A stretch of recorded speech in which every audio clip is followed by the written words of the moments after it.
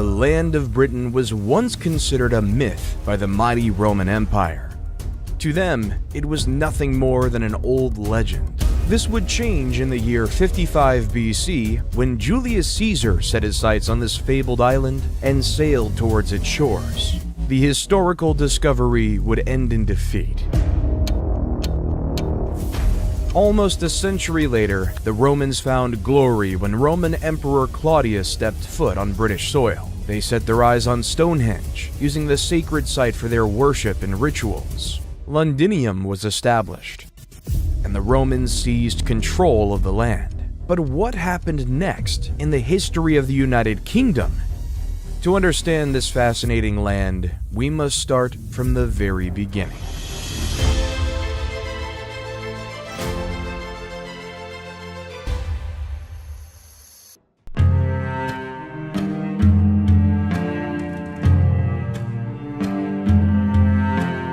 What would become the United Kingdom began way back within the prehistoric Paleolithic period, which dates back to 950,000 years ago, a time that the earliest evidence of an ancient civilization dates back to.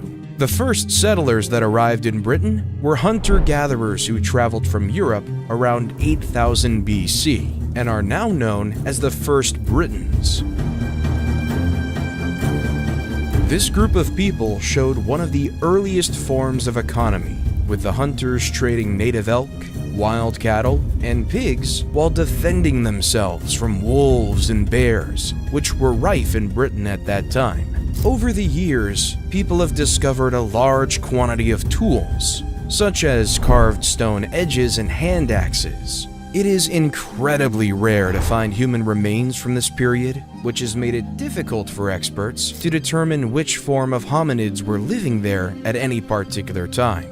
With that being said, the tools that have been found give evidence that they were probably a subgroup of Homo erectus, like a species known as Homo heidelbergensis. Trying to follow the movements of the Homo erectus is also very difficult, with the early sites that have been discovered being divided by many years and spread out around Europe, making pattern forming difficult.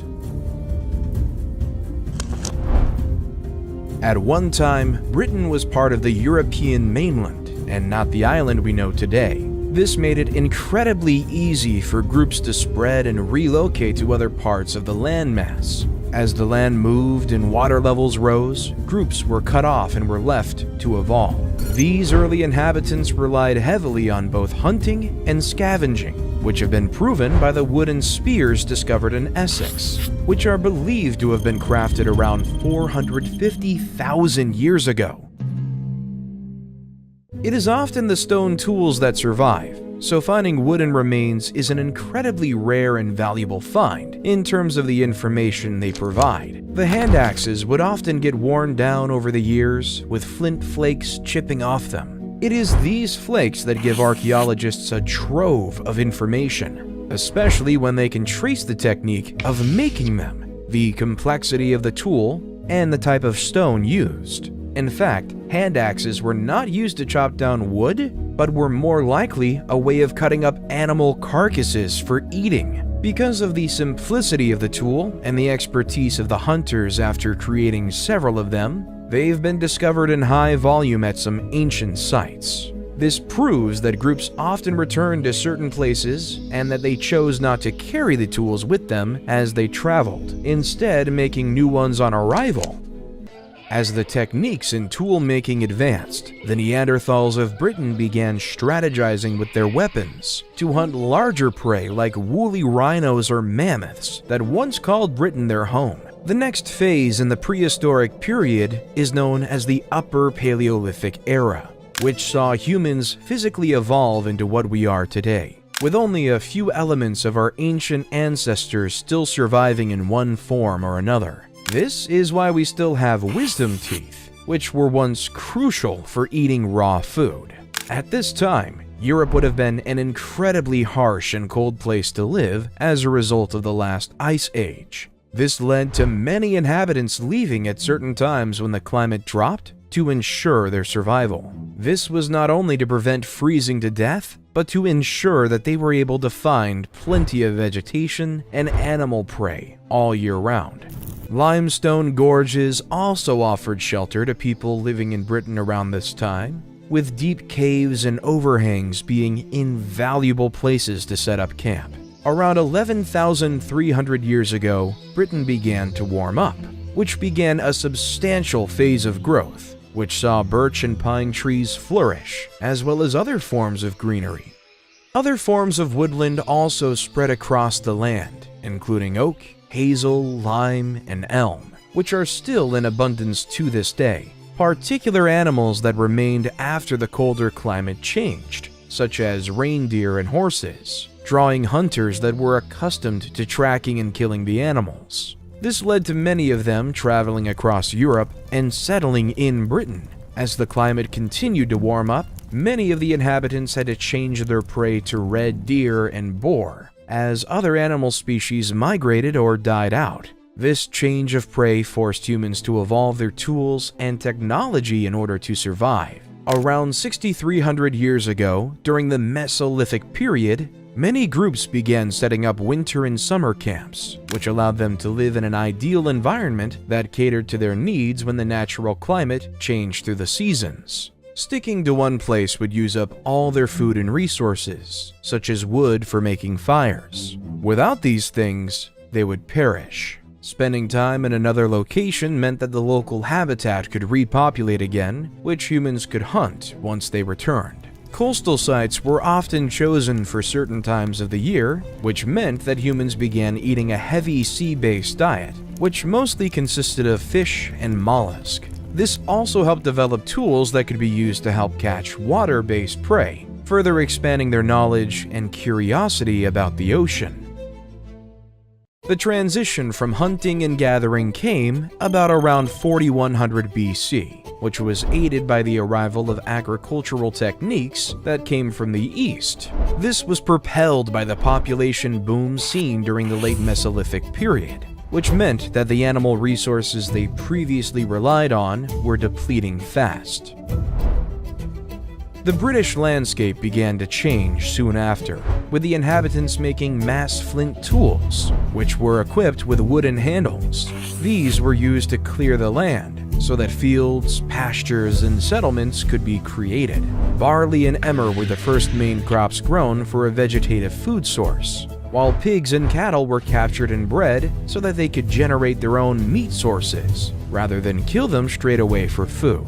This shift to building a self-efficient settlement saw the first domestic buildings, which included large, narrow wooden buildings known as longhouses. Another form of domestic building were structures for the dead to be stored and respected, known as long barrows.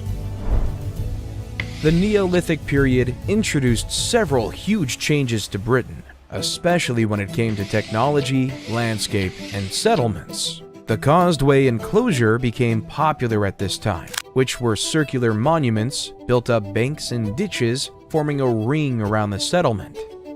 Structures known as cursuses were often built within the circular banks, with the longest enclosure ever discovered in Britain measuring an incredible 10 kilometers, which is around 33,000 feet. When it came to hunting, the way that settlers created arrowheads evolved, with the design appearing more like a leaf shape to aid its aerodynamics. These later changed to chisel and transverse arrowheads to further improve their craft. This was a result of social changes, which were no doubt influenced by different groups mixing that shared their crafting expertise. The chisel arrowhead was easier to use, which could be glued or bound to an arrow shaft, which made production far quicker. During the middle of the Neolithic period, the British settlers began to slow down when it came to wild animal hunting, instead depending on their own livestock. Afterward, arrowheads became less sharpened as they were used as a deterrent against other settlements, stealing livestock rather than killing the thief. The reason for this could have been down to rising social pressures that forbid murder as a punishment for any injustice. Between 2600 and 2200 BC, monuments known as henges were erected, one of which being the famous Stonehenge found in Wiltshire, England. While there is no definitive proof, it is believed that the henges were used for rituals and astronomical observation. Because the ditches are located inside of the banks, experts have concluded that it wasn't used as a form of defense, but rather as a symbol of defense. During the later Neolithic period, pottery and tools began to change. During the early Neolithic era, pottery was often round-bottomed bowls with necks that sloped down. By the late Neolithic, the style changed to flat-based pots that were decorated by etches made during the drying process. These early pots were primarily used to brew and store beer, although dairy products and stews were also contained in them. With groups gathering and technology quickly advancing for the prehistoric people of Britain, it was time to move into the next critical era for their advancement.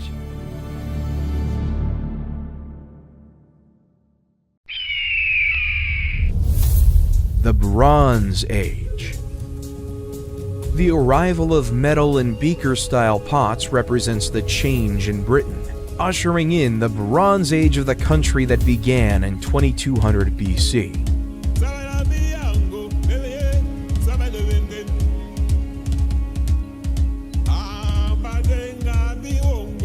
Bronze alloy was actually much rarer than iron ore, which meant that the resource was reserved for tools.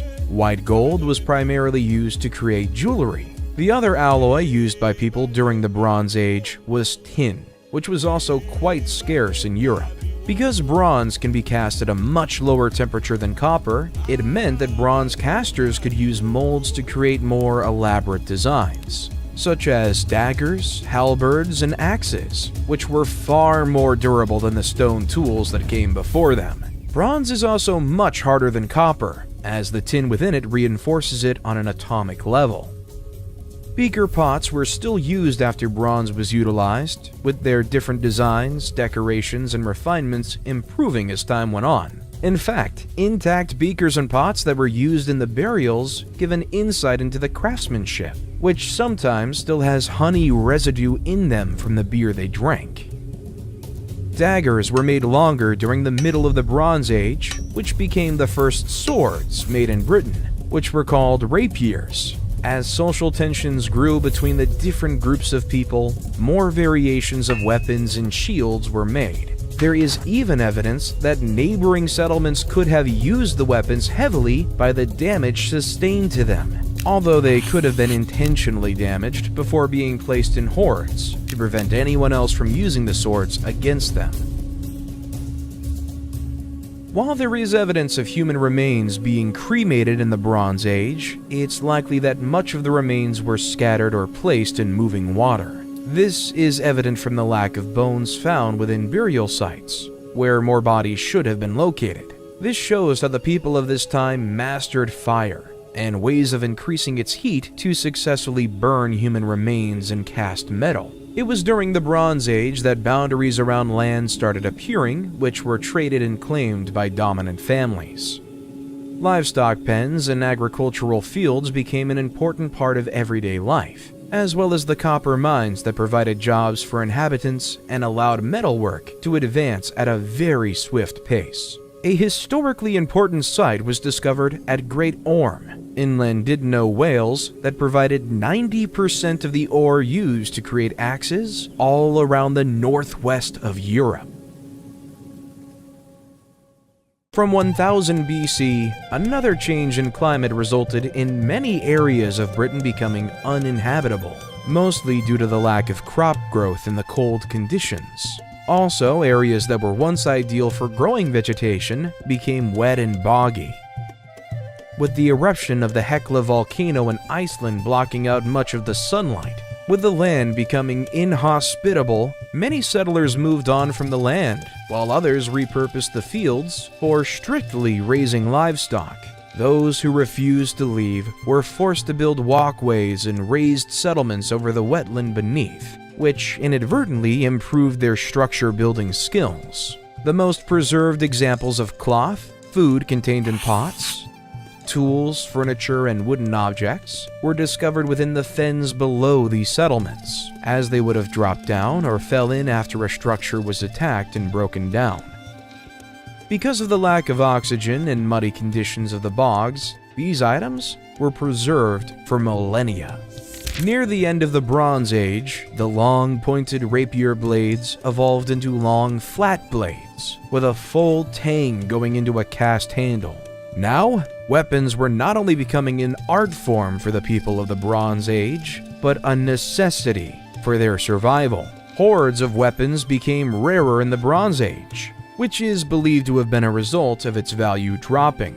This led to crafters, known as founders, to hold back their wares in order to raise its value. This is the first example of market strategy in British history, which later became an incredibly important factor in its economic growth.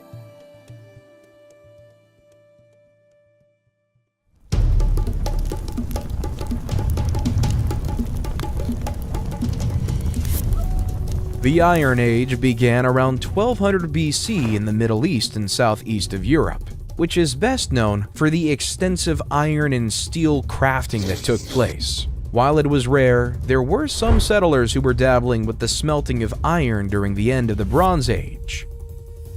Although it wasn't until the Iron Age that the craft skyrocketed around Europe. The Iron Age was vital to the advancement of the human race, as it helped speed up civilization growth, provide more resilient and permanent settlements, and opened up more possibilities when it came to crafting tools and creating weaponry that kept up with the advancement of other groups spread around Europe who could pose a threat. Because steel is much stronger than bronze and lasted longer, it improved the creation of tools. These tools were also developed for agricultural use, which further established long-lasting settlements around Britain. It wasn't just tools and weaponry that saw an evolution, as art, farming techniques, religious beliefs, and alphabetic writing started to rise in Britain. The European Iron Age started in the Mediterranean region and moved towards the center of Europe as the years went by. In 600 BC, the skills in iron crafting spread to the northern part of the continent. The early Iron Age was dominated by a group called the Hallstatt Chiefs, who were the elite and most powerful of the age. It was within this culture that saw the first fortified hill forts, with domesticated animals and livestock raised on their land. These would later become castles and palaces, which were not only a form of defense, but a way to boost the wealth of their family. In 450 BC, however, the Hallstatt culture crumbled, and the chiefs lost their power. This led to other groups rising to power in Europe, including the Mycenaeans, Greeks, Etruscans, Romans, and Celts, who used their iron and steel manufacturing to craft durable weapons and advanced armor. Out of all of these groups, it was the Celts that became the most powerful. The Celts were broken up into different tribes that were spread throughout Britain. Despite being advanced enough to share a common language, they were named after Keltoi, which was the Greek word for barbarians. The Celtic culture began to rise as early as 1200 BC. With the groups spreading throughout Britain, Ireland, France, and Spain as their population grew and moved around. Although they stayed mostly in Britain and Ireland, with some of their vocabularies still existing in modern-day language. While they were around for a considerable amount of time during the Iron Age, it wasn't until around 700 BC that they were documented in history by the Romans, who called them Gaeli, another word meaning barbarians. Despite their name, the Celts were among the most successful people in British history, with them controlling many parts of the continent, which include current-day Ireland. While the Celts thrived for centuries, when the Roman Empire grew and spread across Europe, Julius Caesar launched an all-out attack on the Celts, slaying thousands and crushing their settlements and culture to claim their territories. Caesar's Roman army later tried to invade Britain, but they failed, allowing the Celts to populate the land. But when it comes to the Romans' involvement in the history of Britain, their story was only just beginning.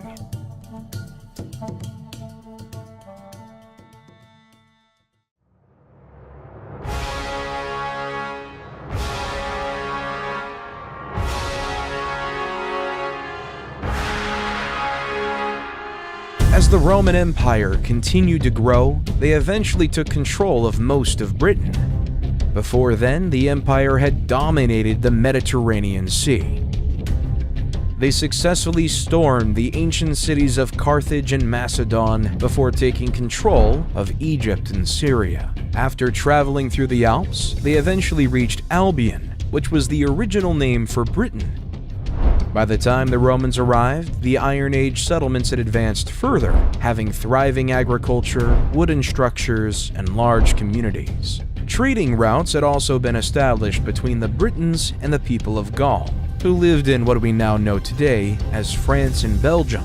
Here, wine and the first forms of currency were traded. While Julius Caesar failed to take full control over the island, he returned in the years 55 and 54 BC out of stubbornness and his interest in taking control of the trading that was going on.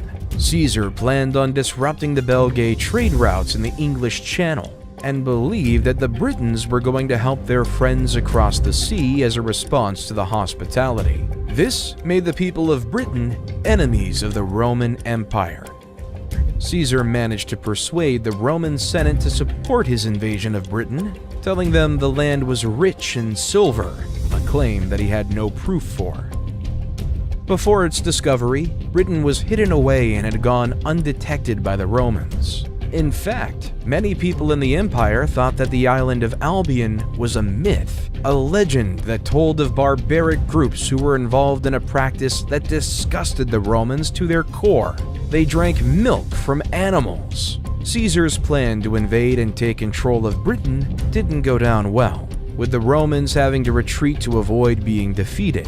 Undeterred, he returned with 5 legions, which allowed him to storm across the Thames River, and he managed to speak with the chieftain of the Britons, Cassivellaunus. This meeting resulted in a peace treaty, with Caesar returning to the mainland of Europe to deal with a rebellion breaking out and a failed harvest that threatened starvation. Caesar never returned to Britain, and after a civil war, the Republic crumbled. Under the rulership of the emperors Augustus and Caligula, who continued to grow their empire in Gaul, their eyes once again set upon the barbarians across the Channel. While the interest was there, the time wasn't right, and beyond a symbolic throwing of javelins in the ocean, the invasion never came.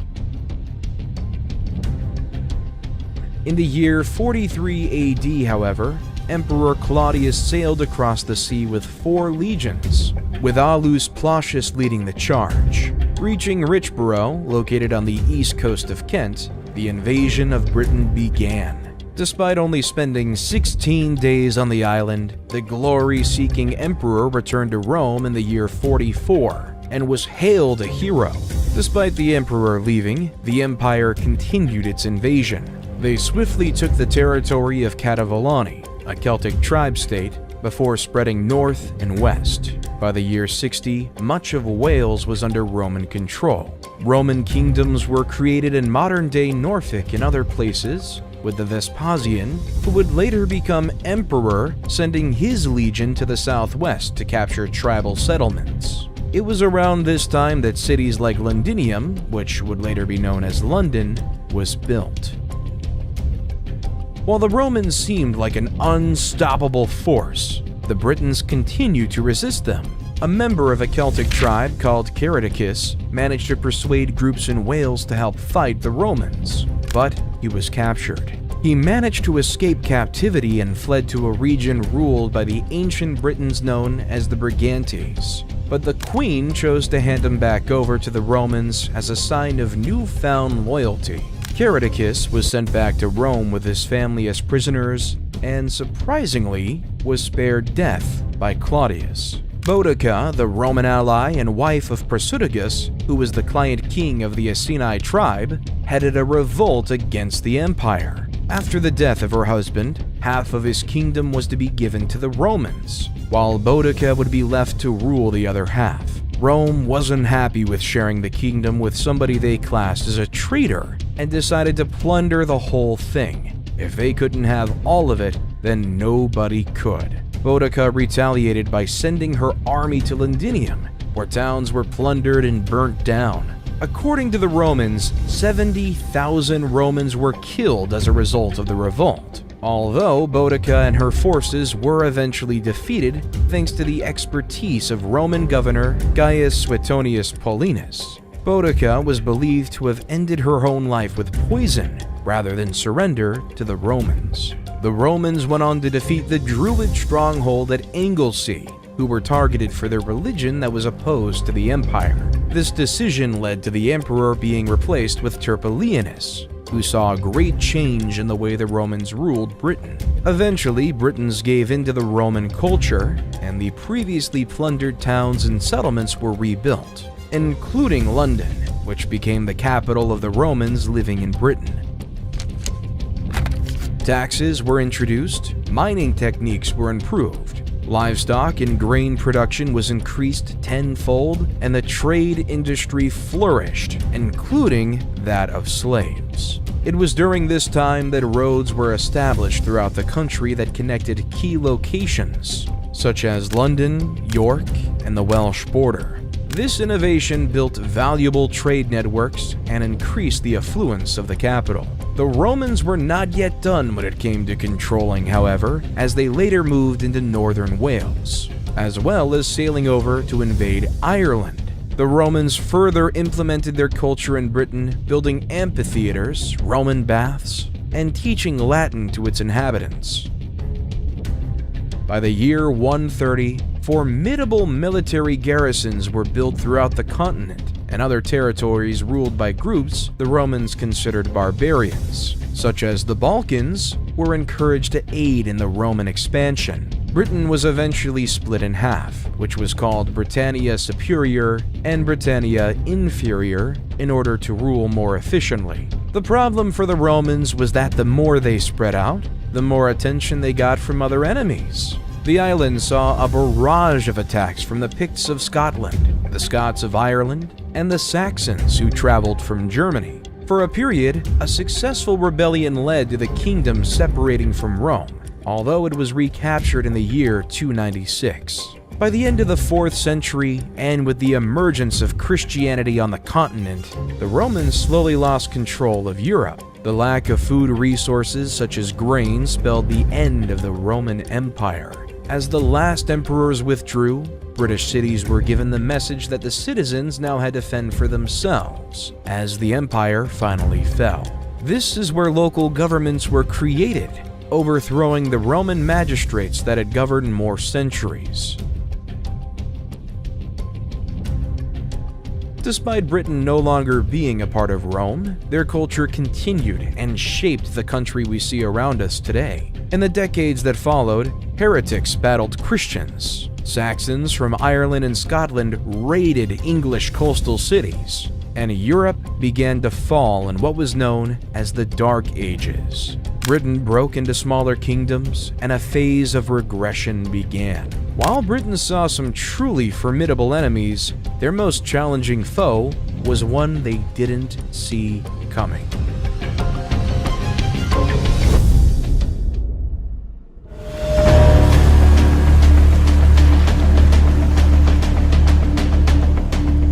From across the crashing waves of the North Sea in the year 793, a group of Norse people from Scandinavia reached the shores of Britain. The first major violent incident committed by these invaders was the plundering of a Christian monastery, ushering in the 300-year-old age of the Vikings. As more longboats arrived, the barbaric invaders began raiding coastal settlements around England, Scotland, and Ireland.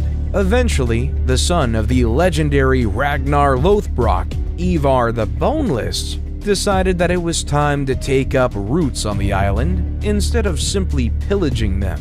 This group of invaders would become known as the Great Heathen Army. In the year 865, the army arrived at one of the 4 kingdoms of Britain, East Anglia. Fearful of the warriors, the king of East Anglia, Edmund the Martyr, offered the warriors provisions, horses, and shelter in order to be spared the violence, pillaging, and being taken over. Following defeat, Edmund the Martyr was captured, possibly tortured, and killed. It only took a couple of years for the Vikings to capture York, the capital of one of the other four kingdoms, Northumbria.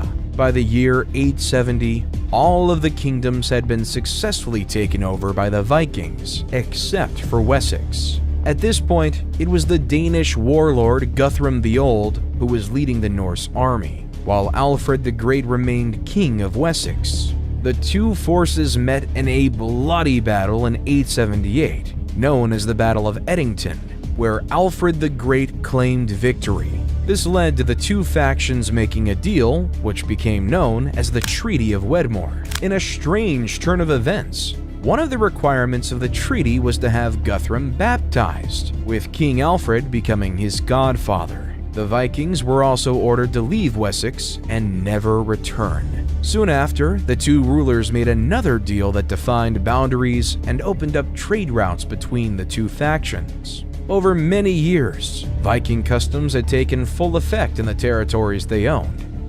including London. This land would become known as Danelaw, with Derby, Leicester, Lincoln, Nottingham, and Stamford becoming the most important towns under their control. These 5 boroughs were ruled by 5 Danish armies, all under the control of Jarl, a Viking elite. For almost a century, the Vikings and Anglo-Saxons lived in harmony, trading, working, and even mating with the opposite factions. Many words we use today also came from the old Viking language, such as words beginning with sk, such as sky. Other words derived from Old Norse include the word ugly, which stemmed from the Viking word ugligur, husband, which came from husbandi, gift, which came from gipt, aeg, that became egg, and Thursday, which came from the Viking word for midweek, which was known as Thorsdager, or Thor's Day. It was the Vikings' strong belief in a law system that not only developed the word law in the English language,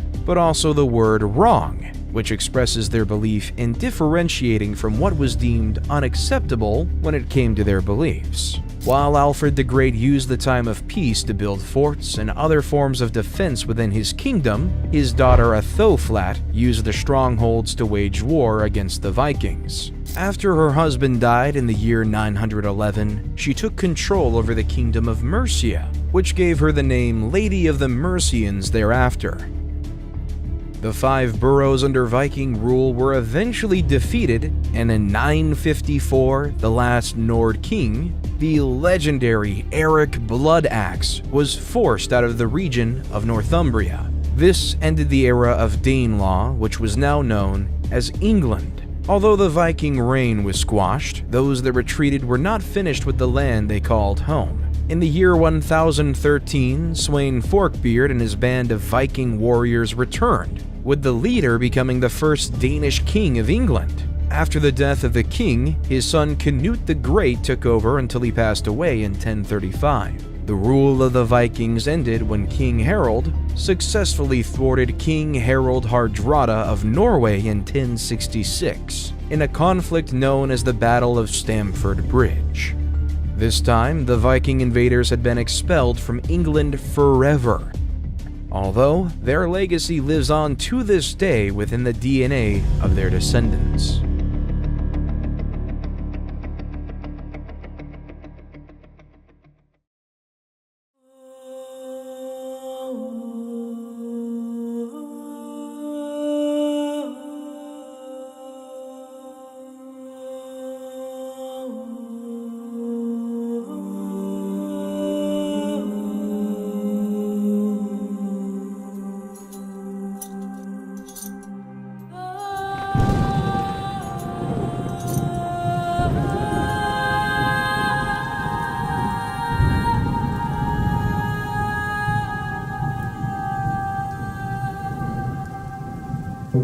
The Middle Ages and the Viking Age overlap, with this period starting around the year 400 and lasting over 1,000 years. Ending in 1485, this period is broken down into 3 sections: the Early, High, and Late Middle Ages.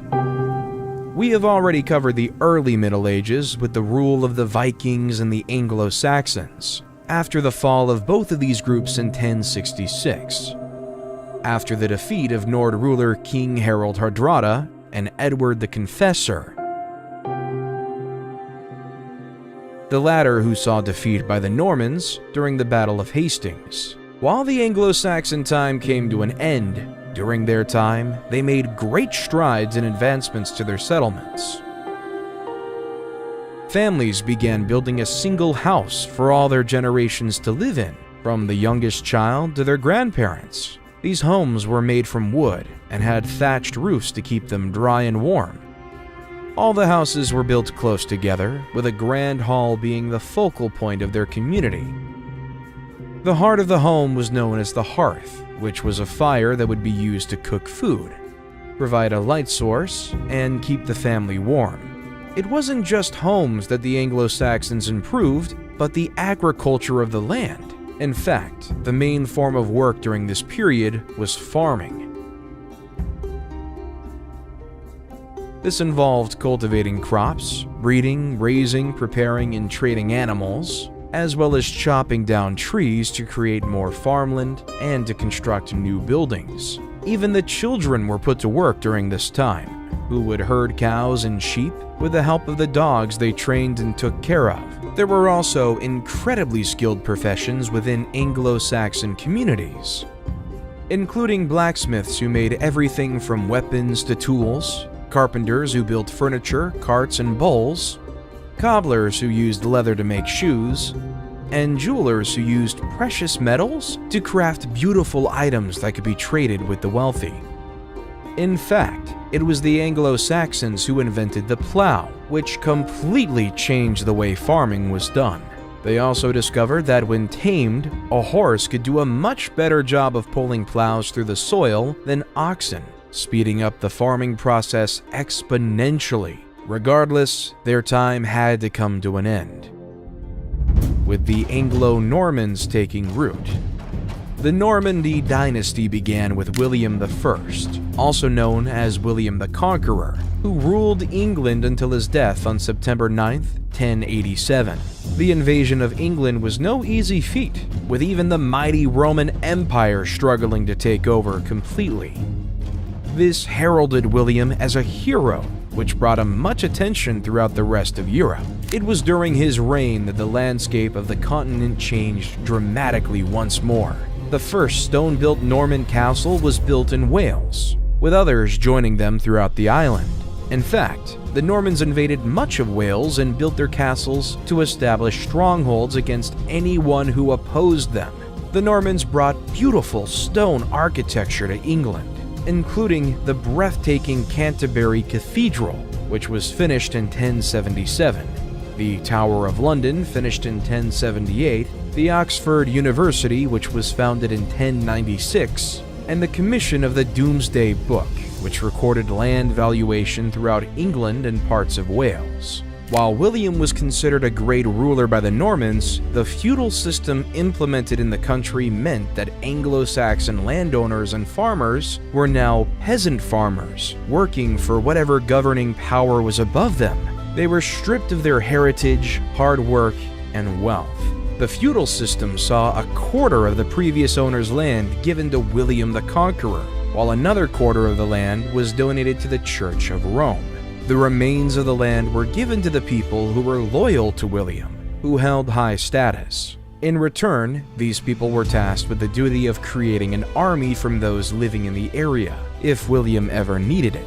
For these noble folk, however, the job was beneath them, which led to them putting knights in charge of recruitment and training. The peasant farmers who the crown stole from were not spared this duty, with them being forced to swear allegiance to the knights. With their advance in agriculture came more variety in the food they grew and ate. The Normans grew a liking to spiced food, often cooking with caraway seeds, ginger, cardamom, pepper, and nutmeg. Because the Normans celebrated Christmas, these ingredients were added to their traditional winter meals, with the affluent of society having grand feasts that included pheasants, peacocks, wild boar, jellies, and custards. Common foods eaten by peasants were salted or pickled foods such as pickled herrings, bacon, and vegetable broths because they took longer to expire. While the noble members of the land washed their feast down with wine, the peasants drank strong ales. The high and late periods of the Middle Ages, which spanned the 11th to the 13th centuries, saw a great deal of change that negatively impacted the country. The feudal system encouraged huge social changes in class systems, while rebellion saw mass upheaval, while the introduction of the Renaissance saw introduced artistic expression and storytelling that would eventually give famous playwrights such as William Shakespeare and Christopher Marlowe the tools to tell the common people political or romantic stories that were often inspired by real-life events from the past. This period of time has been romanticized by literature and modern media, portraying the period as one with blushing maidens, eye-watering feats, majestic castles watching over the people of the land, and knights bravely galloping into battle mounted on a steed. In truth, it was a difficult and dangerous life for most of the populace. Eventually, after several sons of William the Conqueror spent time on the throne, William the Conqueror's grandson, Stephen of Blois, became king in the year 1135.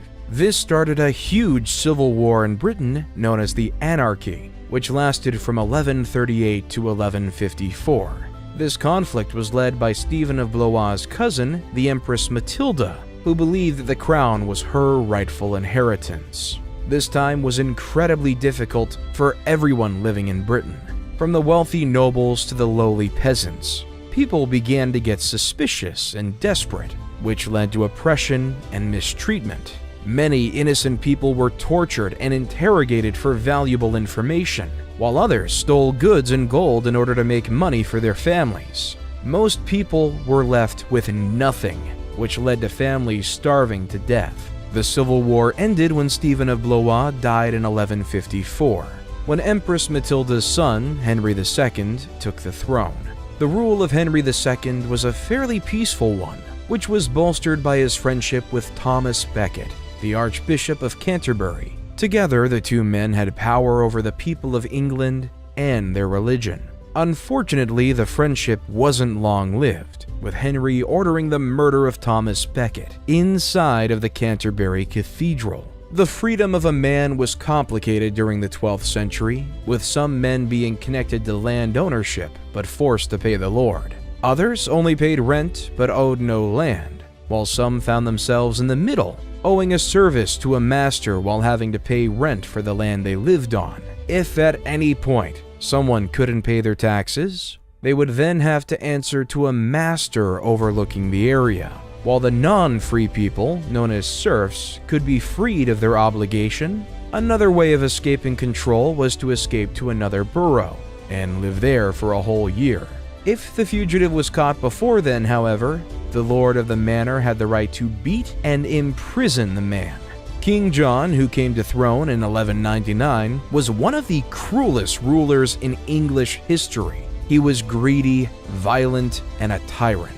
He struck fear in the hearts of his subjects, increasing taxes so that he could use the profit to hire mercenaries to keep everyone in check. No one was spared the wrath of King John, with even the Pope finding himself on the wrong end of the king. In the year 1208, John refused to accept a man named Stephen Langton as the Archbishop of Canterbury after Pope Innocent III decided to ignore the king's suggested candidates. Regardless, the church bells of Britain were not rung and the church stopped burying people. But King John still refused to allow Stephen Langton to take up the role. This resulted in the Pope excommunicating King John, which absolved all English subjects of their oath of allegiance to him, which caused him to lose all power over them. This blow to King John resulted in a revolt breaking out in the country, and the King of France used the chaos to challenge the rulership of England. With the upheaval, King John was forced to sign a very important charter called the Magna Carta, agreeing that the country would abide by many laws and justices, 4 of which are still present to this day. These are the 4 clauses. With no other choice, the French invasion in full swing, King John eventually accepted Stephen Langton as the Archbishop of Canterbury. This decision led to the forces of the country abiding the king again, which allowed them to defeat the French armies on the coast of Flanders, located in Belgium. In 1265, King Henry III was incredibly against the citizens of the country having any say in the kingdom's rulership. The Earl of Leicester, Simon de Montfort, thought differently and opposed the king. While the Magna Carta laid the groundwork for the prominent laws of the country, Simon de Montfort created the first Parliament of England, electing people to speak on behalf of the average person. Just like today, the representatives of Parliament had their expenses paid. In 1298, taxation control was given to Parliament, bolstering the institution. One of the most devastating pandemics in British history was the Black Plague, which devastated the population in 1347. In fact, over 200 million people died from the viral disease throughout Europe in total, with 1.5 million of those coming from Britain. The initial English plague lasted 3 years, ending in 1350, with the disease popping back up multiple times in the 50 years that followed. For many years, it was believed that the plague was passed on by rats, but it's now believed to be an airborne disease that would kill those infected in just a few days. Peasants were affected the worst, as there were so many poor people living in close contact with each other. Due to the unprecedented volume of people dying, rotting corpses were left piled up in the street, with the primitive science of the day offering no cure or prevention for the plague. With peasant workers dropping from the disease, it became increasingly difficult to find people to tend to the fields and grow crops. This led to starvation and the decimation of entire villages. As they were desperately in demand, many peasant workers took advantage of the situation, moving around the country to find higher-paid positions. The government didn't like the fact that peasants were now able to better themselves and chose to side with those willing to pay more. After trying to put a stop to them traveling to find higher-paid jobs, the government tried to put a stop to it. This resulted in the Peasant Revolt of 1381, in which the poor folk of England violently banded together in order to get poll tax and the wage cap removed, as well as the abolishment of the control lords had over them and their property. Another huge event that happened in the Middle Ages was the War of the Roses, which saw the House of Lancaster and the House of York fight each other between 1455 and 1485. The reason for the war was that both sides were the descendants of a previous king, Edward III, and wanted to take their rightful place on the throne. The last significant battle of the Wars of the Roses, the Battle of Bosworth Field, saw one of the most famous kings in English history, Richard III, fall in battle. After this, Henry VII took the throne, who married Elizabeth of York, and joined the two opposing houses of Lancaster and York together. With the birth of the infamous Henry VIII, the Tudor period was ushered in.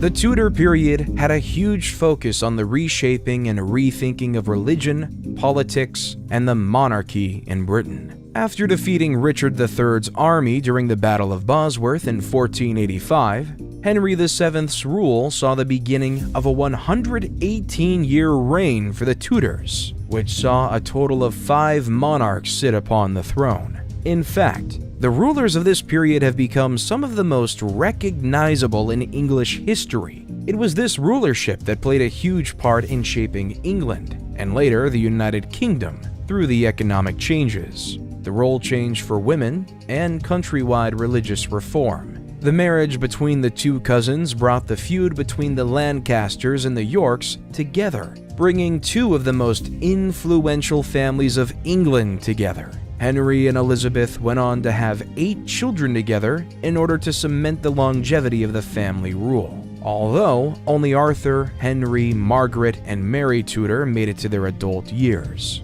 Arthur went on to marry Princess Catherine of Aragon, but soon died after. Princess Margaret married James IV, which earned her the title of Queen Consort of Scotland. Princess Mary went on to marry the French King Louis XII, and Henry VIII became the King of England. As Henry was the second son of the monarchy, he was prepared for a career in the church. But after his two other brothers died, he was made king in 1509. In fact, he lost his two brothers and father in a 7-year period, which is a testament to the short lifespan people had back in those days, regardless of status. Henry was keen to find a wife and turned to his own brother's widow, Princess Catherine of Aragon, to take up this role. Henry's 36-year rule saw many impactful changes to the country and caused some of the biggest controversies in English history up until that point. The first of which was his change in attitude towards his wife, who failed to give him a male heir to the throne after 23 years of marriage. He became so desperate for a male heir, in fact, that he eventually turned his back on the Catholic Church and began his own, the Church of England.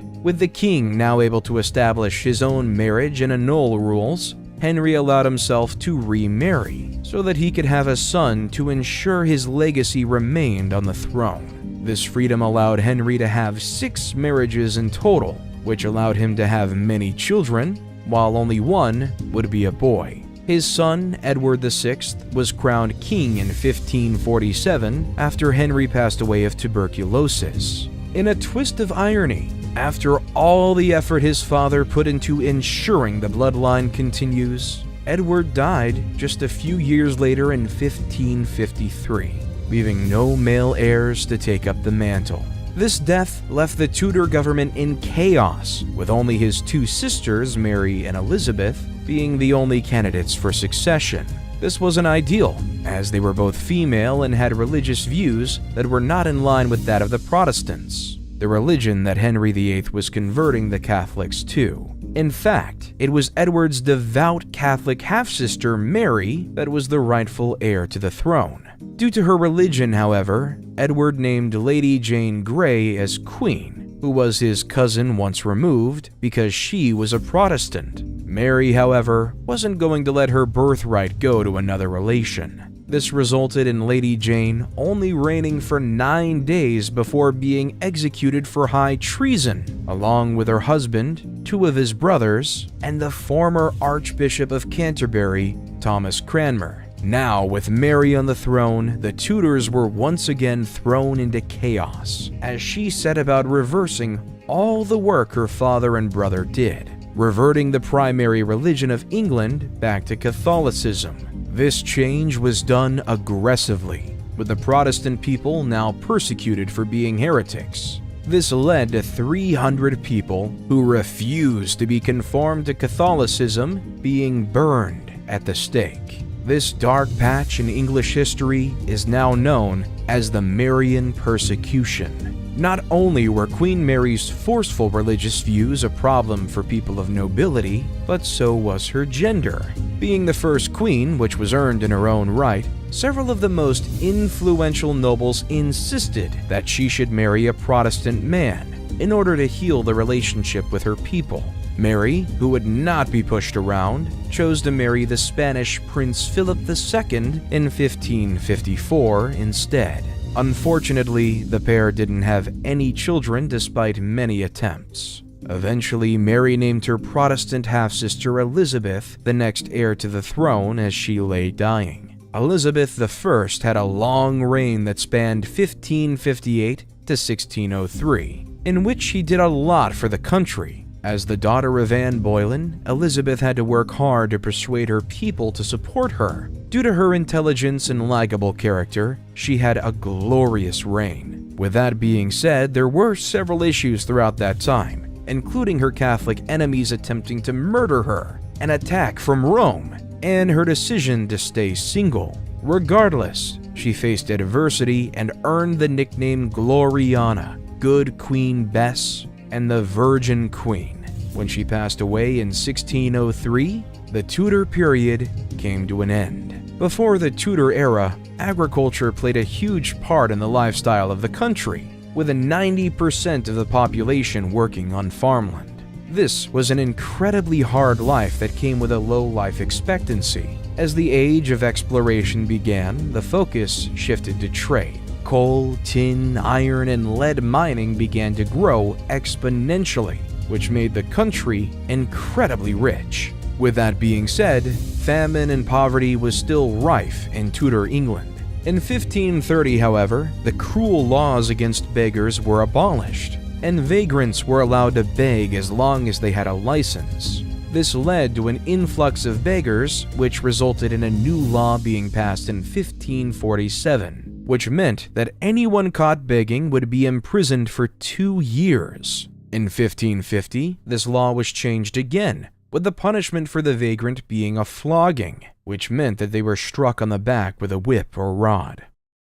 The rule of Elizabeth I introduced the Poor Law in 1601, which gave the poor a tax relief, as well as other forms of support. It was during this time that the criminal system took a preference to physical punishments, rather than being thrown into prison. This included flogging and putting into stocks, which would add humiliation to the punishment. Those who committed the more serious crimes, such as murder, still resulted in execution. The noble and affluent criminals would still be beheaded like previous centuries, while the poor and common population would be hung at the gallows, often with crowds gathering to watch the spectacle.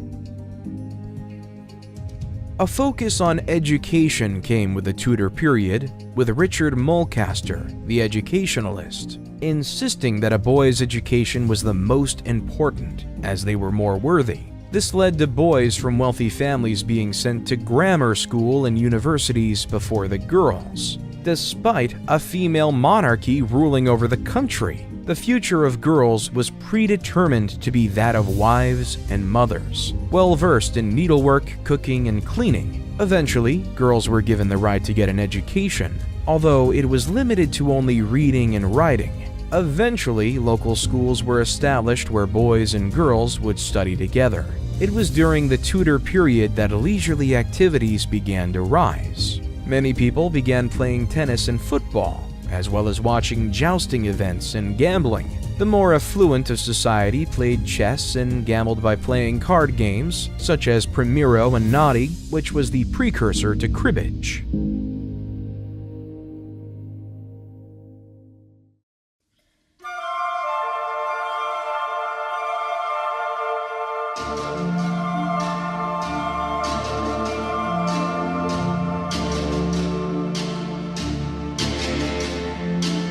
After Elizabeth I passed away in 1603 and the reign of the Tudors came to an end, James VI became king. James was the son of Mary, Queen of Scots, who had been executed for treason and had become a martyr for the Catholic faith. While many hoped that James would support the Catholic religion, he refused to repeat the same mistakes as Queen Mary by trying to roll back the Reformation. When the Catholics living in England didn't get the support they wanted, a group of people began to plot an assassination. This plan involved blowing up the Houses of Parliament on a day that they knew the king would be present. In 1605, Guy Fawkes and his group of conspirators stored a large volume of gunpowder in a storeroom that was directly below the House of Lords. Unfortunately for the conspirators, the plan was foiled on November 5th, which led to all of the men being hung, drawn, and quartered. This day became known as Bonfire Night, celebrated with fireworks every year on November 5th. Despite the assassination attempt, on the whole, James brought peace to the country, joining England and Scotland together, who had previously been locked in conflict. After James died, it was his son Charles that took the throne in 1625. Charles was devoted to the Anglican Church and loved the arts, which was reflected in his rule without a parliament in place. Eventually, he was forced to recall Parliament so he could raise money, but he refused to give them any power and control over the land and church. This led to a civil war breaking out in August 1642. This conflict snowballed, with the number of people killed estimated to be in the millions through the 9 years it raged on. The civil wars forced castles to go into service, some of which hadn't been used for their military purpose since the Middle Ages. Many of them were sieged by opposing factions in order to gain strongholds that would provide a strategic advantage. In 1647, King Charles was defeated by the Parliament's army, led by Sir Thomas Fairfax and Oliver Cromwell. Charles was held prisoner at Carisbrooke Castle, where peace negotiations were to take place. Unbeknown to Fairfax and Cromwell, however, Charles was secretly planning a second civil war, which broke out a year after he was imprisoned. This led to the king being executed in 1649. The news that a king had been beheaded shocked Britain and Europe, which led to the future Charles II trying to invade the country with the help of the Scots. This attempt failed, with Charles only avoiding death by hiding inside an oak tree at Boscobel in Shropshire. Government and church powers weakened after the beheading, which saw the rise of new and radical ideas, often spread through pamphlets. Growing religious sects began to preach about the second coming of Christ, a belief that spread throughout the country. At this time, Oliver Cromwell ruled the Commonwealth of England, Scotland, and Ireland, donning the title of Lord Protector. Although Cromwell had his own radical religious views, he allowed all religions to be practiced throughout the country. Cromwell used his army to keep control of the country right up until his death, when his forces weakened, and Charles II was free to return in 1660 to rule the country. The reign of Charles II, which spanned 25 years, saw changes to art, architecture, daily life, and leisure. In fact, it was this period that saw the revival of theaters. This period also brought some incredible scientific discoveries, such as the manufacture of phosphorus, which was dipped into wooden splints to create matches. With that being said, there were several disasters that happened during this time, including the Great Plague of 1665 and the Great Fire of London that broke out in 1666, after a fire broke out in a small bakery. The Catholic brother of the king, James, went under heavy criticism about whether he should be the next king. Regardless, he succeeded his brother, becoming King James II. While the king defended the throne against the Duke of Monmouth, his illegitimate Protestant brother, he became disliked by many for the violent trials of the rebels and policies put forward by the king. Eventually, William of Orange and the daughter of James invaded England, which led to James fleeing and the pair being crowned king and queen. The rule of William III and Mary II marked a peaceful period for the country. Mary's sister Anne took the throne afterward in 1702. While her reign was known for the victory over Louis XIV, the most monumental event was the Act of Union, which saw the beginning of a united Great Britain. Now, we've spoken a lot about the monarchy and rule, as it was the rich and powerful that could learn to read and write to document their lives and historical achievements. But what were the lives of everyday Britons like in the Stuart era? Most of the common people during this era were poor, with some forced to live in terrible conditions. This was only made worse by the influx in population, which saw entire areas impoverished and starving. This led to poor laws being implemented, which were first introduced a century before by Elizabeth I, which helped the poorest people of the country. Most of those working have a master above them who would provide them with a room and wages to live off. Vagrancy became a huge issue during this period, as the most impoverished of people were forced to beg or claim charity from family and neighbors. In fact, many poor people chose to travel to the New World in order to change their lives and make money. While times were most difficult at the start of the Stuart period, things got better near the end of it. For the poor, the focus was on finding the next meal. When food stocks were down, people concentrated on the harvest industry. When soldiers during the Civil War were waiting for payment, many of them resorted to stealing crops and livestock, which heavily affected the industry and led to more starvation. While the working class ate legume-based diets such as beans, soybeans, and lentils, the affluent ate rich meat diets and very sweet desserts. This led to many illnesses as a result, including diabetes and hemorrhoids. While there was a lot of poverty in England, many people held jobs to provide for their families. Merchants and store owners flourished during the Stuart era, which gave them the money to leave London when the plague broke out. In the country, many people were employed as shoemakers, blacksmiths, tailors, saddle crafters, and glovers, just to name a few. On the streets and cities of towns, many people sold a variety of wares, from oysters to furniture, as well as offering services that ranged from shoe shining to prostitution. Those working on farms would be in charge of milking cows, collecting eggs, tilling the fields, and taking care of the livestock. During this period, like those that came before it, roles were defined by the sexes, with girls expected to follow the orders of their father, brothers, husbands, and then their sons. The wife and mother of the family were put in charge of running and cleaning the house, preparing food, and raising the children.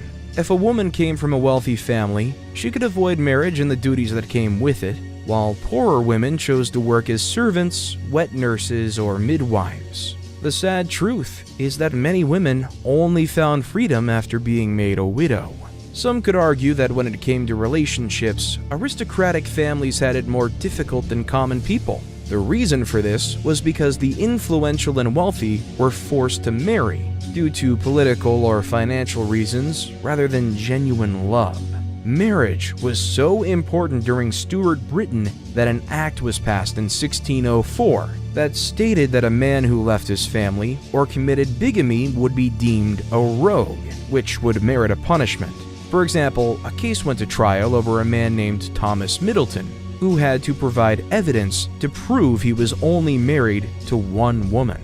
In the later part of the Stuart era, a document called the Political Arithmetic was published, which talked about all of the people working in England, including those working in agriculture and manufacturing.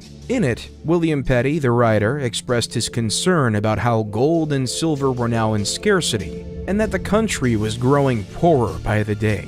He also claimed that the focus on Ireland, Scotland, and America was a burden to the country and provided no advantage. While this opinion may sound harsh, many shared the opinion that England had overstretched its assets, which now meant the population was suffering as a result. By the early 17th century, Scotland, Wales, and Ireland were unified with England, and in 1707, Queen Anne officially packed the Acts of Union.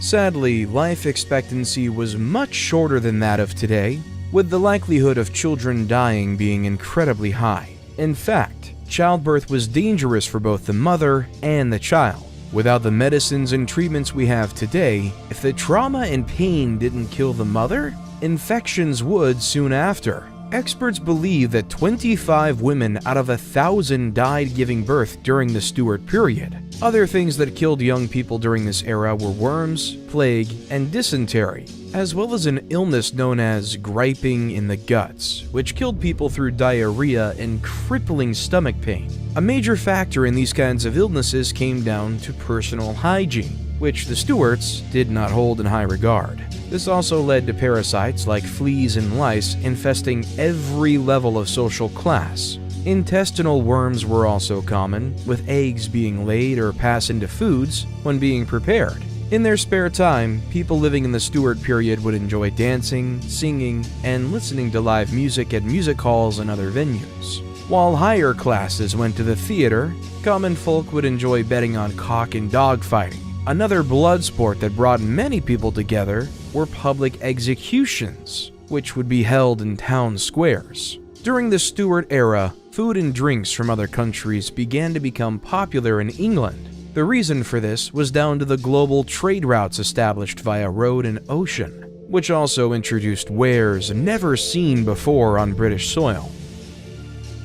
This included furs from North America, tea from China, and spices from India. This is where the palate of the British people changed, with exotic wares and ingredients being welcomed into the culture. By 1633, strange yellow fruit known as bananas were found on market stalls, while the first coffee houses and tea rooms opened their doors. It was here that many people would visit to discuss politics and other business. During its early days, coffee was considered to be a man's drink, which led to women being banned from visiting the coffee houses. Women looking for a warm drink could visit tea rooms, however, while hot chocolate was available to higher class members of both sexes.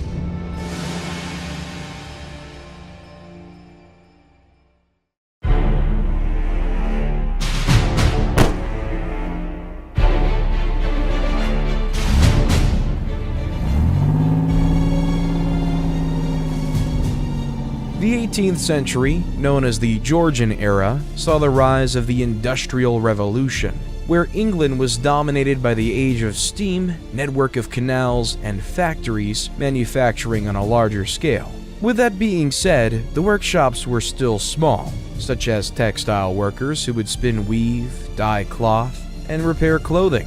This industry was made up of thousands of small-scale operations. Areas of Britain specialized in a specific area of industry, such as metal production in the Midlands, mining in the Northeast, and glasswork in the West Midlands. State-of-the-art technologies led to breakthroughs in agriculture and industry, which changed the country exponentially. Food production was increased, which ensured that there were plenty of it to go around. Affording it, on the other hand, was a different matter for the poor. Foreign workers and vagabonds offered cheap labor, which created mass unemployment across the country, especially in rural villages. This led to many people living in the country relocating to larger towns and cities to find work. These people were welcomed into the growing factories, which in turn increased manufacture and the development of technology. The only thing that slowed down production, however, was the limited power sources, with many businesses relying on water wheels, windmills, and horses to work large tools and machines. With the advancement of steam, introduced by Thomas Newcomen and his steam-driven piston engine, industries now had a way of increasing their workflow, as well as pumping water from flooded mines, transporting goods across the country via trains, and powering large textile mills. By the late 19th century, around 2,000 steam engines were in use in Britain. The Derby family of Shropshire re-imaged the iron manufacturing process, which offered stronger metals that were ideal for making machines and larger tools. With the help of steam engines, coal mining was made more efficient. In turn, the spoils were used to power steam engines across the company. This means that coal was one of the most valuable industries in the entire country. In 1769, Richard Arkwright created the water frame, which allowed large-scale textile spinning to take place. A short time later, James Hargreaves' spinning jenny was made available, which made cotton spinning much easier. In 1780, Edmund Cartwright's power loom continued this string of advancements, which made cheap clothing available to the entire population. As steam industries continued to evolve, so did the types of businesses using them. Factories began sprouting up all over the country, which provided goods and materials to many parts of the world. These companies provided jobs on a scale that had not been seen before. For example, Richard Arkwright's cotton factories in Nottingham saw almost 600 employees at their peak, while some factories in Birmingham had almost 1,000 employees at any one time during the 1770s. Even children were employed, as their small hands were ideal for intricate work, such as making buckles, buttons, and locks. Many of these businesses were incredibly dangerous work environments, not to mention that the workers were treated poorly. In fact, many compared some factories to prisons, with those who made mistakes or not working hard enough facing physical discipline. Workhouses and orphanages would send children to work in factories and mines, which put them in danger. Some would pass out through heat, while others got caught in fast-moving machinery as they were sent through them to maintain them. The canal systems, created to transport the coal supply around the country, also provided jobs for many people. The early systems were limited but incredibly important. For example, the canal commissioned by the Duke of Bridgewater connected Worsley to Manchester, which halved the price of coal within just a couple of weeks. With the success of the already existing canal networks, more and more were commissioned by the government. In 1815, over 2,000 miles of canal were available in Britain, transporting thousands of tons of precise metals, coal, and wares on barges towed by horses. With the focus being on the canals, the roads were left in a very poor state, many of which were flooded or overgrown with vegetation. This caused trades that traveled via wagon and cart to suffer. With food unable to be delivered by using the roads, Britain was facing a problem. To rectify it, the government passed the Turnpike Acts, which allowed new roads to be built and used a toll system to pay for their construction and upkeep. Headed by engineers like John McAdam and Thomas Telford, roads began to spread throughout the country in the 1780s. The improved roads not only allowed trades to operate again, but they actually made it more efficient. This meant that a stagecoach could travel from Edinburgh to London in just 2 days, which almost took 2 weeks 50 years previously. This was groundbreaking at the time, and further revolutionized industry in Britain. The people of Britain adopted a strange fascination for criminals and lawbreakers during the late 1700s, with those committing crimes being depicted as heroes in newspapers and printed pamphlets that were circulated throughout the streets. Tales of daring thefts and crimes led to highwaymen, people who preyed on traveling carriages, becoming celebrities. These characters became legends and inspired many others to do the same. When a thief called Jack Sheppard was publicly hung in 1724, 200,000 people turned up to celebrate his career.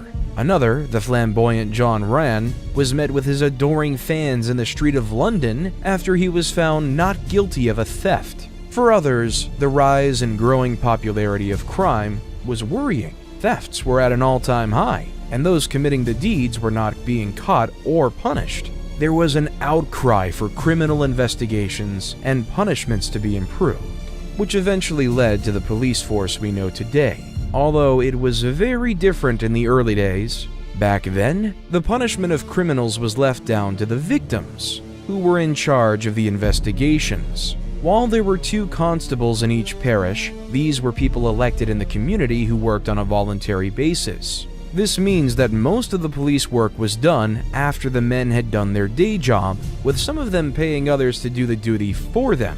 Later, a group of paid watchmen were hired in London, known as Charlies, who were close to what we know of modern policing today. These men would patrol the street, perform investigations, and arrest criminals. Part of their duties was to bring drunk people home and yelling out the time for people. Many accused the watchmen of being ineffective and cried out for changes to be implemented in the system. This opinion was listened to in the 1750s, with professional forces being established. In 1751, Henry Fielding started the Bow Street Runners, which saw the first armed men carrying out investigations and arrests on behalf of the public. The suspects of these crimes were judged by local magistrates without a jury having any say in determining guilt. This, of course, led to many innocent people being imprisoned or executed for crimes they didn't commit, whether it was done through wrongful conviction or political motives. Once again, these officials were volunteers who were elected from influential members of society. This meant that many of them were not well versed in the law and took the position as a statement of power rather than justice. Horace Walpole, an English writer, once said that the greatest criminals of society were the officers of justice, referencing the corruption within British law. This, in many cases, was true, with several taking bribes or being reluctant to perform their duties out of laziness. The most serious crimes, like rape and murder, were dealt with by the Crown Court, which were located in large towns, or the famous Old Bailey. The experience for common people standing trial was scary, with the stench of unwashed criminals being covered with scented flowers and herbs, which were also believed to stop the disease from spreading. Much of the trial was done in Latin, as was tradition, which meant many suspects were confused as to what was being said, or the details being put forward. To make things worse, criminal defenses were not introduced until the later part of the Georgian period, which meant that witnesses were examined by the judge and jury members. If these officials took a disliking to the character of the suspect, they would be found guilty without all the facts being known. In fact, these cases were over in a matter of minutes, with several cases being conducted in a day to speed the process along. In the early 1800s, courts abided by the Bloody Code, which was a list of 200 crimes that justified an execution. These included crimes such as treason, rape, and murder, as well as less serious crimes like stealing, the poaching of animals, and even vandalism. Fortunately for many, most of these crimes that could merit death ended up with imprisonment. Regardless, this struck fear in the hearts of many, with the idea of visiting the gallows for a crime they didn't commit being a very real possibility. Those who were unfortunate enough to face the gallows were done so in a public spectacle, with hundreds of people turning up to watch the life of a criminal snuffed out. While many saw it as twisted entertainment, it was done as a deterrent for others. Up until 1783, the hangings took place at Tyburn, Middlesex, 8 times a year, with up to 20 criminals hung at the same time. Those sentenced to death would endure a 3-mile cart ride to the gallows, which would be mobbed by hundreds of people screaming and throwing things. Once they were all lined up on the wooden scaffolding, the noose would be tied around their necks and trap doors would open. After the executions, white doves were released as a symbol of respect, after which a moment's silence was insisted. Many criminals were often sent to American colonies, as well as Australian colonies, to serve their sentences through hard and unpaid labor. Other punishments included hefty fines, being flogged and whipped, and literally branded a criminal with a burning hot rod. These punishments were often done under the watchful eye of the public, who were allowed to pelt them with rotten fruit and vegetables. Lifelong imprisonment was also implemented at the end of the Georgian period, which were known as houses of correction. With the advancements of industry seen in the Georgian era, the 19th century saw a period of exponential growth that carried on through to the Victorian era. At this point, industries of rural and agriculture were dwarfed by factories and urbanization. This sudden change was a culture shock to many communities, and it took a while for the government and the people of Britain to get used to this new way of life. The Victorian era started in 1837 and ended around the outbreak of the First World War, despite Queen Victoria passing away in 1901. It was during this era that Britain saw another boom in the population, with figures doubling between 1801 and 1871. This was down to people being able to afford the upkeep of larger families as a result of the work opportunities the Industrial Revolution provided. Migration in the country increased population, although many left the country also. In fact, a large number voluntarily left for the American colonies in search of a better life in the New World. Large groups of Irish workers made up a majority of the migrants, especially in 1845, during the Irish potato famine that caused starvation in many parts of the country. People from Ireland, Scotland, and the English countryside flocked to industrial cities for work, as well as Jews from Europe and Russia.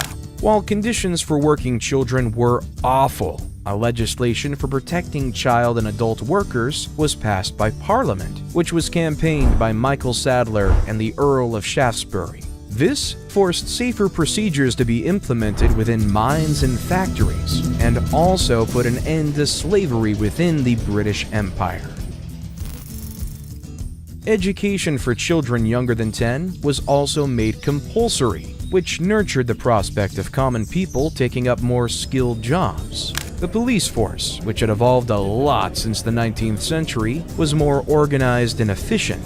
They also began a prison reform program that saw conditions within prisons greatly improve. While there still were clear social class divides, social freedom and the ability to keep more of their money had improved many lives.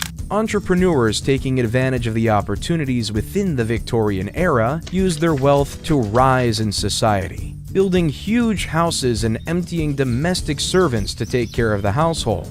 In fact, in the 1880s, 1.25 million people in Britain were working as domestics, which was more than any other industry.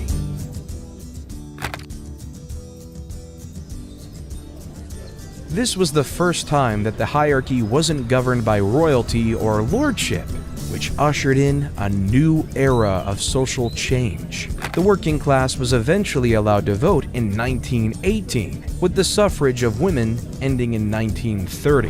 In 1776, Britain lost the American Empire after America declared independence during the American Revolutionary War, which resulted in the empire turning its sights to India instead. Throughout the Victorian era, the expansion into other countries continued, which opened up more trade routes and prompted more conflicts. In 1851, the Great Exhibition presented industrial and technological wonders to the world.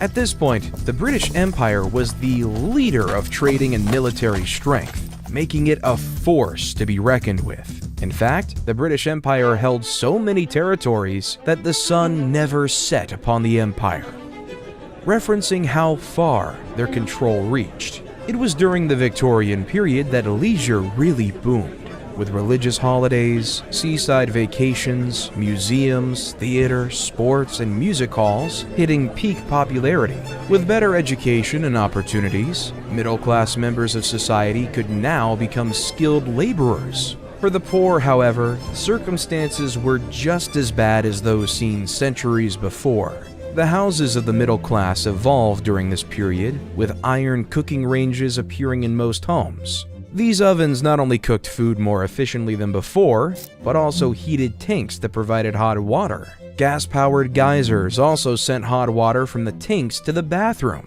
which eliminated the need for a maid to carry buckets of heated water up the stairs. The coffee shops that were once a hub for the affluent and politically minded had been replaced with offices that communicated with others through the revolutionary telegraph system. This allowed Britain to trade with the entire world, which was only improved further in 1877 with the invention of the telephone. The English scientist and inventor Henry Fox Talbot invented the first photographs in 1834, which were known as sun pictures. These became wildly popular and were sold as cartes de visite, very small photographs that were often given to people as visiting cards. Among the most popular subjects distributed was Queen Victoria and her children, which was the first time most people had seen their queen outside of officially painted portraits. At the Great Exhibition, George Jennings presented his state-of-the-art lavatories, which he called halting stations. This invention proved to be more sanitary than people relieving themselves in secluded corners of the street, which led to public lavatories being erected. In 1852, a men's room was built in Fleet Street, with a woman's lavatory being built in the Strand. It was Thomas Crapper who developed the flush aspect of the lavatory and also invented the U-bend. Many believe that the word for bodily waste came from Thomas Crapper's name, although the word crap actually came from the Dutch word krappen, which means to separate, and the Old French word crap, which means waste or rejected matter. Because cotton needs to be produced in a humid environment, many manufacturers established their factories in Manchester because of the volume of rain the city gets. Unfortunately, the factories were still full of dust and cotton fibers in the air, which resulted in many workers suffering from breathing illnesses. The large machines in these factories also posed a risk, with many of them not having any form of safety protocols or guards. This led to several cases of women being scalped after their hair got caught, as well as hands, fingers, and arms being caught and crushed in the moving parts. Children were often sent into or beneath the machines to clear blockages or replace intricate parts, which also ended in terrible accidents. Elsewhere in the country, the gentry owning large portions of land was becoming incredibly rich from coal mining, with the industries utilizing steam power keeping the demand high. While mining kept the country thriving, the conditions deep down in the earth were terrible. Children were hired to drag the wagons from the coalface to the shaft foot, which would then be lifted to the surface because they were much cheaper and more obedient than horse-drawn carts. This was incredibly hard work and run the risk of being caught in a collapse. Mines got incredibly hot, which meant that workers wore very little clothing and had to drink beer to keep hydrated. The reason they drank alcohol was down to the poor quality of water, which caused diarrhea, dysentery, cholera, and typhoid, which would prove deadly to its drinkers. In 1815, Sir Humphrey Davy invented the safety lamp, which allowed deeper excavations into the earth. Later, ventilation techniques were implemented, although it wasn't until 1848 that compressed air systems were invented. Employing children under the age of 12 was banned in 1860, although the number of employees grew from 200,000 to 500,000 in Britain. This allowed 30 million tons of coal to be excavated in 1836, which rose to an incredible 44 million tons by 1880. By 1850, a person could only work for 10 hours a day with night work abolished. This meant that the average working day lasted from 6 in the morning to 6 in the afternoon. Also in 1850, lighting and ventilation regulations came into effect for mining, further improving the well-being of the workers. With that being said, mining was still an incredibly dangerous job, which wouldn't have been properly improved until the 1900s. It had become common practice to pay workers with tokens that could only be used at selected shops instead of paying them money. This led to shops inflating prices and providing poor quality items, as workers had no other choice. The Truck Act, established in 1831, set to end this practice, but it took a long time for it to end completely. The British Empire proved itself to be the most innovative and captive market in the entire world due to its industrial breakthroughs. Unfortunately, it was this achievement that became its own downfall when it came to keeping all of its territories, as the prosperity inspired parts of the empire to become separate entities to seek their own success. At the time, the United States was growing at an incredible rate, forging its own legacy in technology and innovation. After the death of Franz Ferdinand and his morganatic wife Sophie, Duchess of Hohenberg, Austria-Hungary blamed Serbia, which led to the July Crisis. Eventually, on July 28, 1914, Austria-Hungary declared war on Serbia. Along with other countries, Britain offered up its services in what is now known as the First World War.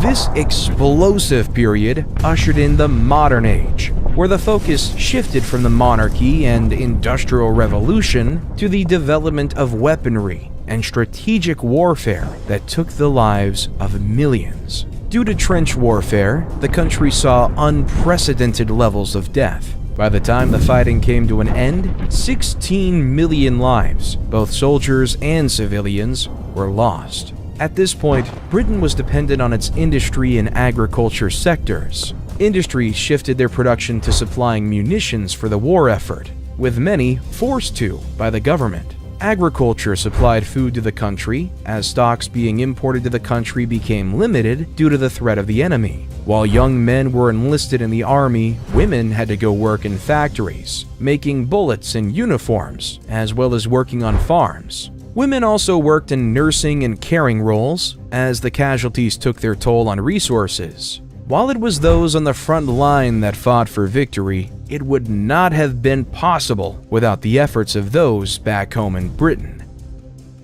At the start of the war, miners were told not to join the army, as they needed to provide coal for the war effort. As the conflict raged on, however, miners were drafted as tunnelers, who were tasked with the dangerous job of digging tunnels to set explosives beneath enemy trenches, as well as placing landmines on the battlefield. The Germans were far more prepared for the war, which gave them a massive advantage in trench warfare. While there was a focus on drafting experienced miners, there was not enough to fill the quota, which led to civilians being trained as miners and sent to war. Eventually, the British were more skilled at tunneling than the Germans. With many miners enlisted in the army, there was a shortage of coal in October 1916, which led to the supply being rationed per household. Those who refused to enlist in the army were forced to become miners instead to help maximize the coal supply. Many people working in agriculture were enlisted in the army, which greatly affected the industry. Because U-boats were blocking imports coming into the country, farm work was crucial. This work was only made more difficult as blacksmiths and plowmen were taken from farms to fight, making it incredibly difficult to replace them. In order to replace the male farm workers, the Women's Land Army was established, which sent 260,000 women to farms to help agriculture work continue. While the war ended on November 11, 1918, sadly, this wasn't the last time Britain saw war and mass death.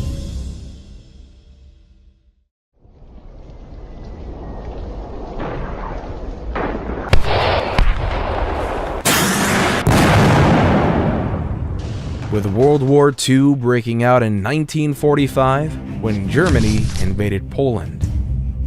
Between 1945 and 1951, Britain was healing from the effects of World War II, with the Labour Party leading the charge after replacing Winston Churchill, the Prime Minister who was hailed a hero for the part he played in the war. 5 years ago, I promised you blood, toil, tears, and sweat. And your untiring response brought us, in the end, victory over Germany. The Labour Party had been established in 1900 to oppose the Conservative Party, which had been the country's oldest political party. The Conservative Party won the election in 1945 by a landslide, and was favored as people believed that the government didn't understand the needs of ordinary people. Despite Churchill's impressive leadership during the war, many believed that he wouldn't be a good leader during a time of peace. During this period, the Labour Party established national insurance in 1946, as well as the NHS, the National Health Service, which has been providing free healthcare for the British nation since 1948. Industrial sectors such as mining, banking, gas, and aviation were nationalized, which allowed environments to be made much safer for workers. Eventually, the economy recovered, and industries returned to the efficiency and profitability they had experienced before. Shortly after World War II, the Cold War between the United States and the Soviet Union began.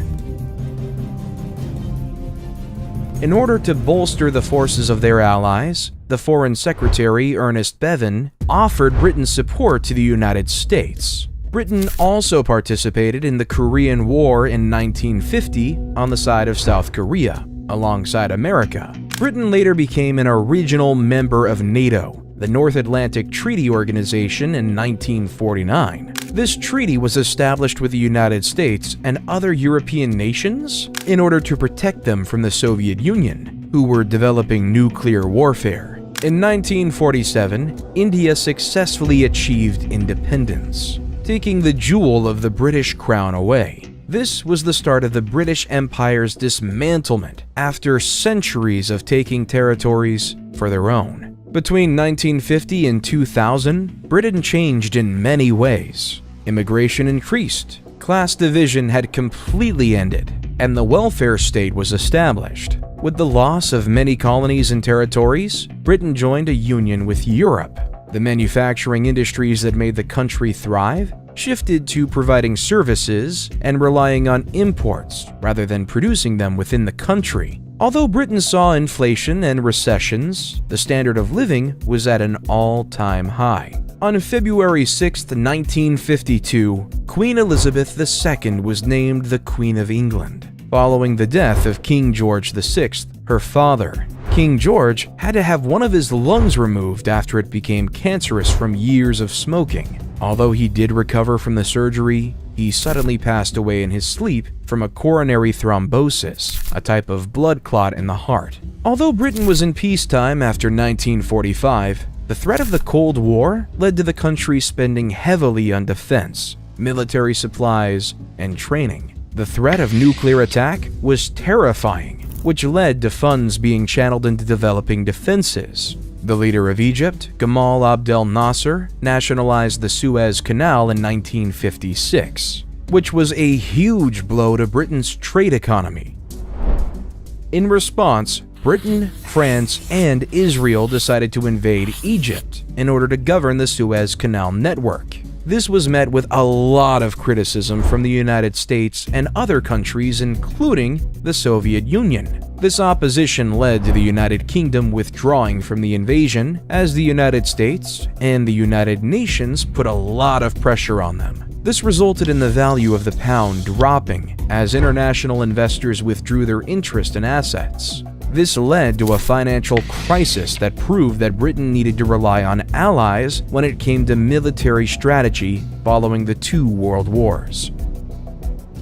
The 1960s brought a new age of liberation and expression, with the culture shifting to new art, experimental music, and creative fashion. This period of anti-conservatism moved away from traditional institutions and practices, further diminishing the class divide. The country also went through a period of reform, which tackled issues such as abortion, divorce, sexual orientation, and racial discrimination, subjects that were taboo up until this point. Unfortunately, this period also saw one of the worst economic states the country has ever seen. Britain was spending too much money on their defenses and imports and wasn't investing enough in industry, causing jobs to be lost and profits to fall. In the 1960s, the relationship between the Unionists and Republicans in Northern Ireland broke down, with conflicts breaking out between the two factions. The Unionists wanted to remain within the United Kingdom, while the Republicans fought for independence as they wanted a united Ireland. In 1969, Britain sent its army into Northern Ireland to quell the conflict, which was met with retaliation from the Irish Republican Army, who violently attacked soldiers. In 1972, 14 Irish Catholics were killed during a march, which became known as Bloody Sunday. This only heightened tensions, which led to Britain taking over the control of the Northern Ireland government. While this was only meant to be for a short period of time, it lasted 35 years. Britain tried to share power between the two Irish factions, but the plan failed, and violence broke out once again in 1974. The price of oil rose exponentially in the 1970s due to other countries taking control of their own industries, which severely affected the British economy. This crisis led to union strikes and the Labour Party coming into power. Led by Margaret Thatcher, Britain's economy saw massive changes made. Message is, Mr. President, the Tory philosophy works when we have the courage to put it into practice and the perseverance to see it through. Not all of which were met with a positive response. Following the monetarism theory, the government made many cuts to spending, which caused many jobs to be lost. This caused the 1981 riots that saw youths lash out about poor job prospects and the feeling of discrimination among the black community. In 1982, Argentina took over the Falklands, which was a British territory at the time. Margaret Thatcher managed to defeat Argentina over control, which boosted her popularity in the country for a short period of time. By the middle of the 1980s, privatization was in full swing. This allowed more British people to invest in shares, which increased profits for the government. $350 Swiss. Zurich 23, Citibank. Around this time, in 1985, the Irish Republic accepted Ireland as part of the United Kingdom, although conflicts within the country continued. With the new millennium being ushered in and the digital age taking root, the British Empire came to an end. with many of its territories now given independence. Britain entered into a union with Europe to bolster its economy and trade industry, but this split opinions. Eventually, it led to the 2016 Brexit, where the majority of the British people chose to leave the Union. Elizabeth leaves Westminster. The Queen is crowned, symbol of hope. Queen Elizabeth rides forth. Another extraordinary chapter has been written. With the death of Queen Elizabeth II on September 8, 2022, after reigning for an incredible 70 years and 214 days, the United Kingdom moved into a brand new era.